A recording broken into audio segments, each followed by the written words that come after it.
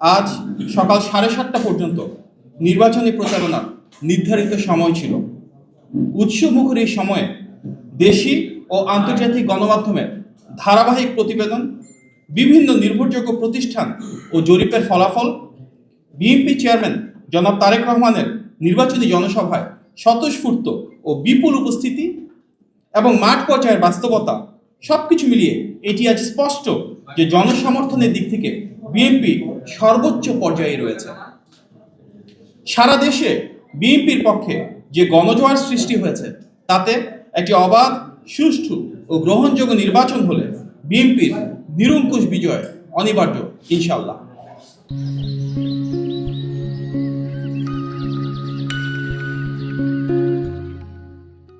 এই বাস্তবতা উপলব্ধি করে একটি নির্দিষ্ট রাজনৈতিক দল ক্রমাগত অপপ্রচার ছড়াচ্ছে, সহিংস রাজনীতির ইঙ্গিত দিচ্ছে, ধর্মকে রাজনৈতিক স্বার্থে অপব্যবহার করে ভোট চাইছে এবং এমনকি জাল ভোটের প্রস্তুতিও গ্রহণ করছে।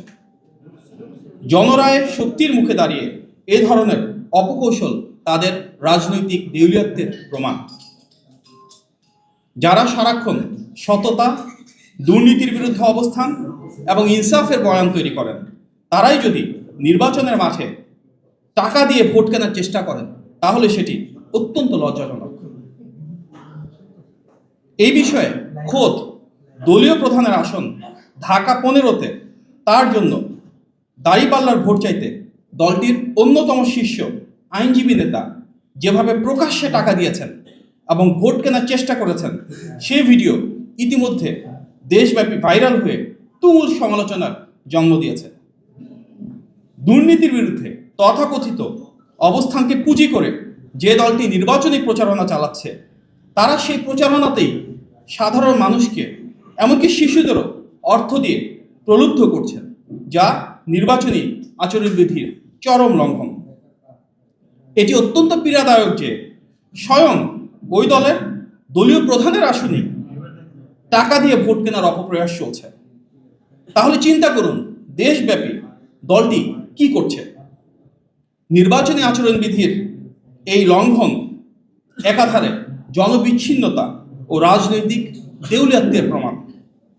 যে দলটি প্রতিনিয়ত দুর্নীতির বিরুদ্ধে কথা বলে, তারাই যদি ভোটের মাঠে দুর্নীতির মাধ্যমে টাকা ছড়িয়ে দলীয় প্রধানের আসন সহ দেশব্যাপী এভাবেই জনগণের ভোট কিনতে চায়, তাহলে এর চেয়ে বড় দ্বিচারিতা ও নৈতিকতার লঙ্ঘন আর কি হতে পারে।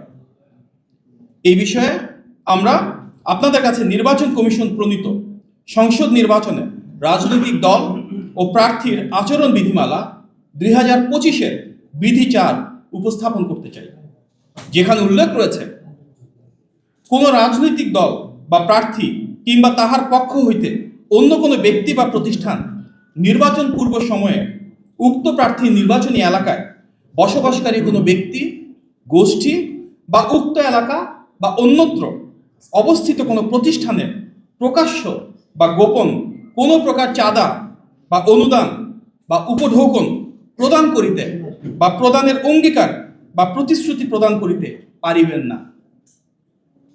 আচরণবিধি 2025-এর বিধি 27 অনুযায়ী এই লঙ্ঘন শাস্তিযোগ্য অপরাধ। The representation of the people order RPO 1972-এর আর্টিকেল 91B(3) মোতাবেক ক, কোনো প্রার্থী বা তাহার পক্ষে অন্য কোনো ব্যক্তি নির্বাচন পূর্ব সময়ের এই বিধিমালার কোনো বিধান লঙ্ঘন করিলে উহা হইবে একটি অপরাধ এবং তজ্জন্য তিনি অনধিক 6 মাসের কারাদণ্ড অথবা অনধিক 1,50,000 টাকা অর্থদণ্ডে অথবা উভয় দণ্ডে দণ্ডনীয় হইবেন।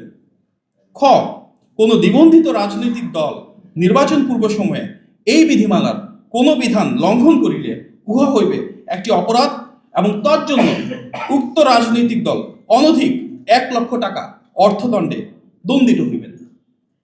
আমরা এই বিষয়ে নির্বাচন কমিশন ও রিটার্নিং অফিসারের দৃষ্টি আকর্ষণ করছি এবং যথাযথ ব্যবস্থা গ্রহণের আহ্বান জানাচ্ছি। খুলনা 1 আসনের সেই দলের প্রার্থী ভোটারদের মাঝে নিজ হাতে টাকা বিলাচ্ছেন, যা ইতিমধ্যে গণমাধ্যমেও উঠে এসেছে। এভাবেই নিশ্চিত পরাজয়ের মুখে দেশ জুড়ে টাকা দিয়ে ভোট কেনার পরিকল্পনা হাতে নিয়েছে সেই দল।